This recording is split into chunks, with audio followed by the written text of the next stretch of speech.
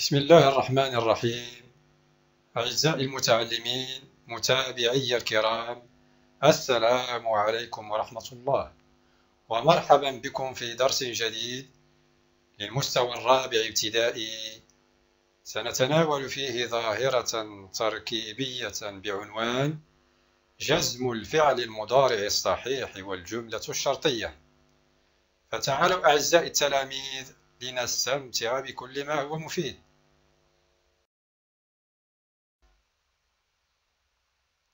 أولا أتذكر، سنتعرف خلال هذا الدرس على جزم الفعل المضارع الصحيح والجملة الشرطية، وقبل ذلك لا بد لنا من أن نذكر بالفعل المضارع الصحيح.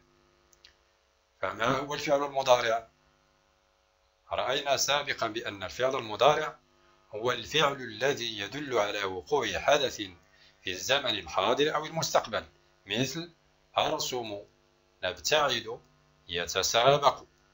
والأفعال المضارعة تكون تبتدئ جميعها بالحروف التالية: أنيت، الهمزة أو النون أو الياء أو التاء. ثانيا، ما هو الفعل الصحيح؟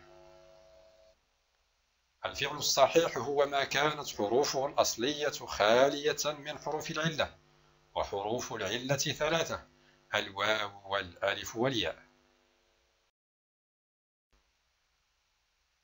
ثانيا، ألاحظ وأكتشف. اقرأ الجمل الآتية واملأ الجدول. أعزائي المتعلمين، تابعوا معي هذه الجمل ولنقرأها جميعا. تقنط شجرة السفرجل، تستهزئ بغيرك، تعلم أنك محتاج إليه. ماذا تلاحظ؟ ألاحظ بأن هذه الجمل تبتدئ بأفعال. هذه الأفعال مصرفة في الزمن المضارع، وهي أفعال مرفوعة في آخرها ضمة. نقول هذه الجمل فعلها مرفوع، ونعلم جميعا بأن الأصل في الفعل المضارع أن يكون مرفوعا. لنقارن هذه الجمل بالجمل التالية: لم تقنط شجرة السفرجل، لا تستهزئ بغيرك، لتعلم أنك محتاج إليه. لاحظوا معي هذه الأفعال، أفعال هذه الجمل، نلاحظ بأنها أفعالا مجزومة في آخرها سكون. إذا ماذا نقول؟ الجمل فعلها مجزوم. السؤال: لماذا جزمت هذه الأفعال المضارعة؟ إذا كان الأصل في الفعل المضارع أن يكون مرفوعا، فبما جزمت هذه الأفعال؟ نقول بأن هذه الأفعال جزمت بأداة تسبقها. هذه الأدوات تسمى أداة جزم. بالنسبة للجملة الأولى: لم تقنط شجرة السفرجل، أداة الجزم هي لم، والفعل المجزوم تقنط.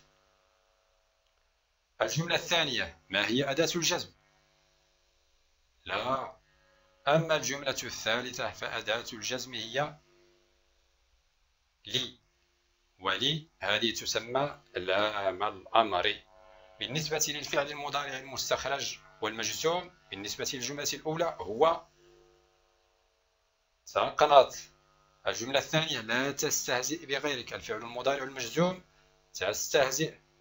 أما بالنسبة للجملة الأخيرة: لتعلم أنك محتاج إليه، فالفعل المضارع المجزوم هو الفعل تعلم. إذا ماذا نستنتج أعزائي المتعلمين من هذا الجدول؟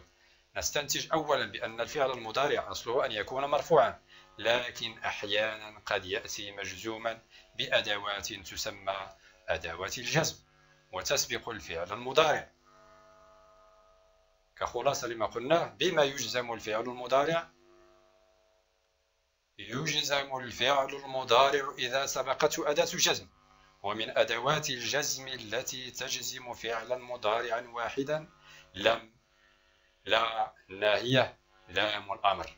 بالنسبة للجمل التي رأينا في الجدول، الجملة الأولى تبتدئ بلم، الجملة الثانية تبتدئ بلا الناهية لا تستهزئ بغيرك، أما الجملة الثالثة فتبتدئ بلام تسمى لام الأمر. وهذه الأدوات جزمت كما في الأمثلة فعلا مضارعا واحدا. الآن لنقرأ الجمل الآتية ونستخرج الأفعال المضارعة. تأملوا معي هذه الجمل ولنقرأها. من يغرس شجرة يساعد على حماية البيئة. إن تجتهد تنجح. متى تحافظ على الحدائق تمنحك متنفسا. إذا أعزائي المتعلمين لنستخرج من هذه الجمل الأفعال المضارعة. الجملة الأولى تتضمن الفعلين المضارعين التاليين يغرس ويساعد. أما الجملة الثانية فتتضمن تجتهد وتنجح. الجملة الأخيرة فيها الأفعال تحافظ وتمنح. ما حركة هذه الأفعال المستخرجة؟ نلاحظ بأن حركة آخرها سكون، فهي أفعال مجزومة. وكم عدد الأفعال المستخرجة والتي تتضمنها كل جملة؟ نلاحظ بأن سائر الجمل تتضمن فعلين مضارعين مجزومين.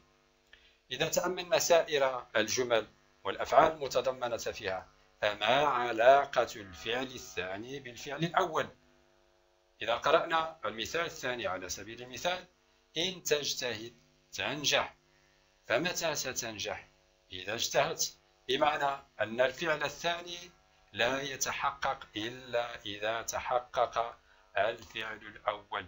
فالفعل الأول شرط لتحقق الفعل الثاني، وبالتالي فهذه العناصر وهذه الأفعال في كل جملة من الجمل، الأفعال الثانية لا تتحقق إلا إذا تحققت الأفعال الأولى. من يغرس شجرة يساعد على حماية البيئة، لا تتحقق المساعدة إلا إذا وقع الغرس. إن تجتهد تنجح، لا يتحقق النجاح إلا إذا وقع الاجتهاد. متى تحافظ على الحدائق تمنحك متنفسا، نفس الشيء، الفعل الثاني لا يتحقق إلا إذا تحقق الشرط الأول وهو شرط المحافظة. فهذه الجمل تتضمن ثلاثة عناصر. العنصر الأول هي تلك الحروف المكتوبة بالأحمر: من، إن، متى، وتسمى أدوات جازمة أو أدوات الشرط. الفعل الثاني المضارع المجزوم يسمى فعل الشرط، أما الفعل الثاني فيسمى جواب الشرط. وهذه العناصر هي كالتالي، لنستخرجها مرة أخرى من الجملة الأولى: من يغرس شجرة يساعد على حماية البيئة. أداة الشرط هي من، فعل الشرط هو يغرس، أما جوابه فهو يساعد. الجملة الثانية أداة الشرط هي إن، فعل الشرط تجتهد، أما جواب الشرط فهو تنجح. الجملة الثالثة أداة الشرط هي متى، أما فعل الشرط فهو تحافظ. بالنسبة لجواب الشرط فهو الفعل تمنح. ونلاحظ كذلك بأن هذه الأدوات التي تجزم هنا تجزم فعلين مضارعين، على خلاف أدوات الجزم التي رأيناها قبل قليل. إذن ما هي أدوات الجزم التي تجزم فعلين مضارعين؟ وماذا يسمى الفعل الأول؟ وماذا يسمى الفعل الثاني؟ كخلاصة نقول: إن، من، متى أدوات تجزم فعلين مضارعين. يسمى الفعل الأول فعل الشرط، ويسمى الثاني جواب الشرط. ثالثا استنتج. لنقرأ هذا الاستنتاج: يجزم الفعل المضارع إذا سبقته أداة جزم. من أدوات الجزم أدوات تجزم فعلا مضارعا واحدا، منها لم، لا الناهية، لام الأمر. وأدوات تجزم فعلين مضارعين، يسمى الأول فعل الشرط ويسمى الثاني جواب الشرط، منها إن، من، ومتى. النشاط الرابع: أطبق. السؤال الأول: أدخل أداة جزم على الفعلين المضارعين الآتيين. إذا تأملوا هذه الجمل. الجملة الأولى: يتجول الطفل في الغابة. الجملة الثانية: تتسلق شجرة التفاح. نلاحظ بأن الجملتين معا تبتدئان بفعل مضارع، وهذان الفعلان هما فعلان مرفوعان. لندخل عليهما أداة جزم مناسبة. بالنسبة للجملة الأولى نقول لم يتجول الطفل في الغابة. نلاحظ بأن هذه الجملة ابتدأت بأداة جزم وهي لم، لكن الفعل المضارع نلاحظ في آخره كسر. لماذا كسر آخره؟ فالأصل فيه أن يكون مجزوما، لكن إذا تأملنا الكلمة الموالية الطفل تبتدئ بساكن، ويتجول الأصل فيها سكون في آخرها.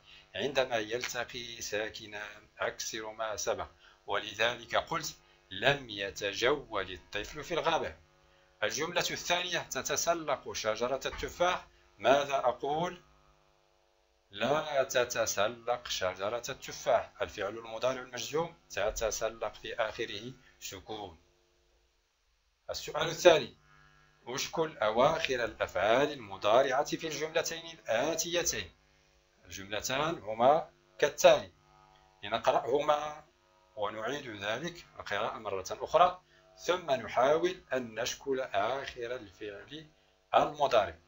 هاتين الجملتين تبتدئان بمن، ومن هي أداة جازمة. إذن بالنسبة للجملة الأولى يكون الجواب على الشكل التالي: من يذهب إلى الغابة يتمتع بجمالها.